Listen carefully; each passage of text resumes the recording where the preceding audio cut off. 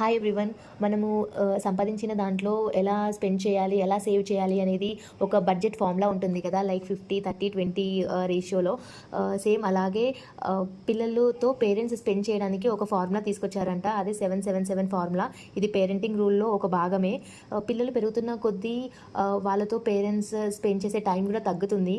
So అది అలా ఉండకుండా వాళ్ళతో మార్నింగ్ ఒక 7 మినిట్స్, ఈవినింగ్ ఒక 7 మినిట్స్, అలాగే నైట్ ఒక 7 మినిట్స్ వాళ్ళతో స్పెండ్ చేస్తే వాళ్ళలో సెల్ఫ్ కాన్ఫిడెన్స్, ఇంకా పేరెంట్స్కి చిల్డ్రన్కి మధ్యలో ఒక స్ట్రాంగ్ రిలేషన్షిప్ అనేది ఏర్పడుతుంది. సో నైట్ పడుకునే టైంలో కూడా వాళ్ళకి ఏదో ఒక స్టోరీ చెప్పి దాని యొక్క మోరల్ చెప్పామనుకోండి, పిల్లల్లో వాల్యూస్ పెంచినట్టు కూడా అవుతుంది. సో ఇంకా లాస్ట్కి ఒకటి ఉంది, అది బాగుంది, ఒకసారి చదువుతా వినండి. నిద్రపోయే ముందు పిల్లలను దగ్గరకు తీసుకొని కౌగలించుకోండి, అది వారిలో సురక్షిత భద్రతమైన చోట ఉన్నామనే నమ్మకాన్ని కలిగిస్తుంది.